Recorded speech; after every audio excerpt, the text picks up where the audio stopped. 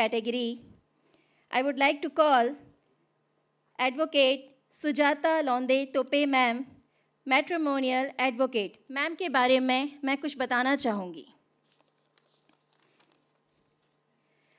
Sujata Londe Tope ma'am, she is a matrimonial advocate by profession, presently practicing in Family Court, Bandra, and having experience of 17 years in the field.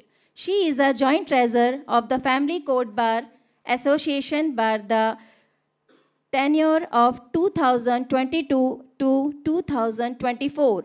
She won the Family Court Bar Association election by a 70% margin. She had practiced in Raigad District Court, all magistrate courts in Mumbai, Thane, Borivali, and High Court as well.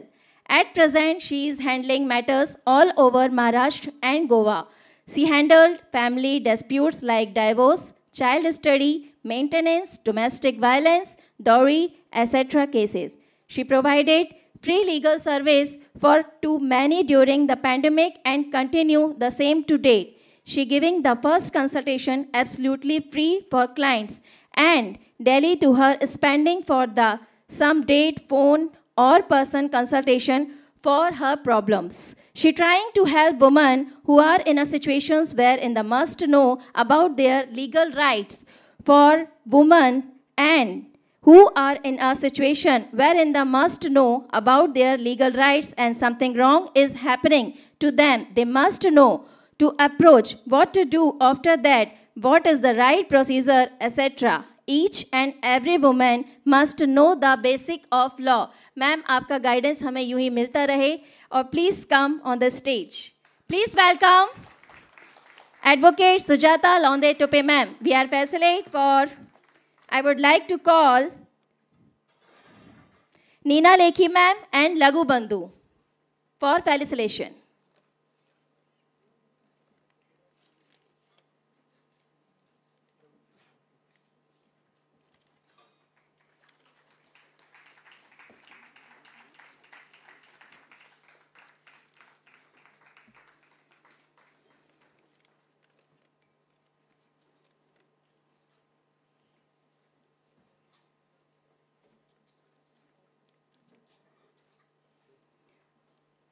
Ma'am, today you are looking so much pretty. So please come here and थोड़े से अपने अनुभव हमारे साथ share कीजिए. Please nicely, thank you. Hello everybody. This is Advocate Sujata Londe Tope. आणि माझ्याबद्दल सांगितलंय त्यांनी मी काय करते. सो मगाशी सोनाली मॅडम म्हणाल्या की लीगल अवेअरनेसबद्दल कोणाला काहीच माहिती नाही आहे. बरोबर? आपण आज बघूया, आज आपण एवढे लोक इकडे आहोत. फक्त हात वरती करा, कोणाला माहिती आहे की जर कुठल्याही लेडीबद्दल काही चुकीचं घडलं, घरात डोमेस्टिक व्हायलन्स घडला, तर तिने काय करायचं? लीगल राईट्सबद्दल कोणाला माहिती आहे फक्त सांगा. Just raise your hands. नाही, पण डिटेलमध्ये नाही माहिती ना.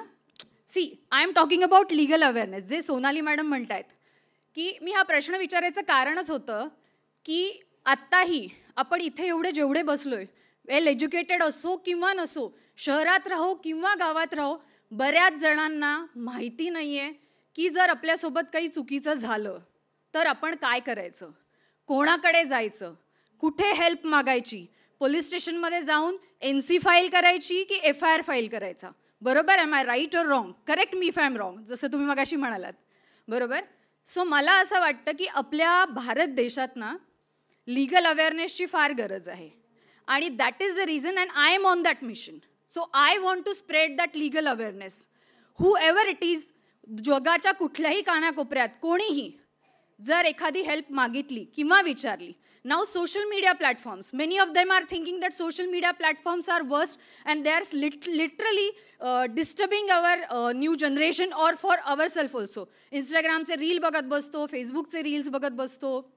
पण ह्याच फेसबुकवरून बऱ्याच प्रकारच्या अनॉनिमस पोस्ट, बऱ्याच प्रकारचे सोशल मीडियावरती, फेसबुकवरती ग्रुप्स आहेत. I think Karuna was here, founder of extraordinary. She is also, yes Karuna, hi. So extraordinary is also very playing a big role. So एक्स्ट्राऑर्डिनरीज मी मेन्शन करीन की बऱ्याचशा लेडीज त्या ग्रुपवरती अनॉनिमसली पोस्ट टाकतात किंवा ओपनली पोस्ट टाकतात नावानी, की मला हा प्रॉब्लेम आहे, I am looking for a matrimonial advocate, किंवा इन्सिडेंट्स नरेट करतात आणि विचारतात is there somebody who can help me. आणि त्या अनॉनिमस पोस्टवरती जाऊन त्या पोस्टवरती मी त्यांना अशा सगळ्या लेडीजना लीगल जे काही अवेअरनेस त्यांना असणं गरजेचं आहे, जे काही त्यांना माहिती असणं गरजेचं आहे, त्यांचे लीगल राईट्स, त्यांच्या मुलाचे लीगल राईट्स, त्यांच्या प्रॉपर्टीबद्दलचे लीगल राईट्स, नवऱ्याने घरातून बाहेर काढलं तर काय करावं, आता ह्या सगळ्या गोष्टी त्यांना आपण फ्री लीगल सर्व्हिसेस देतो एकाच कारणासाठी, just to spread the legal awareness. पुढे जाऊन ती बाई डिवोर्सच घ्यायला येते असं काही जरुरी नाही आहे. पुढे जाऊन ती बाई स्वतःचं घर मोडते किंवा मुलांपासून वेगळी होते, नवऱ्यापासून वेगळी होते असं नाही आहे. पण ॲटलिस्ट त्या एका कॉलमुळे किंवा इन पर्सन मीटिंगमुळे लीगल अवेअरनेस स्प्रेड होते, जी सध्या काळाची गरज आहे.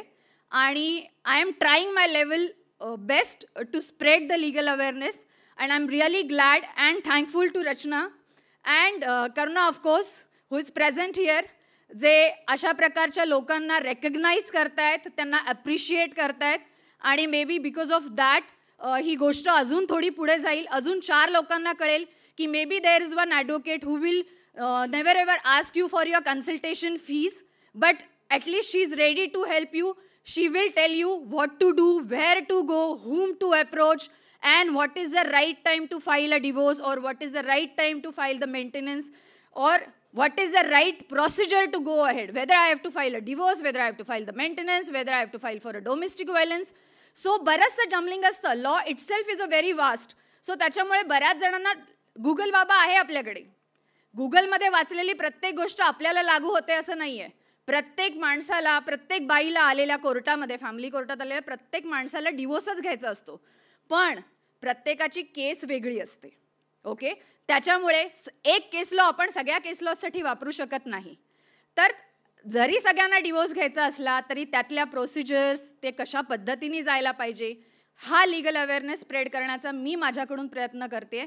आणि Rachnaji, thank you so much for recognising it and thank you so much for this award. Thank you.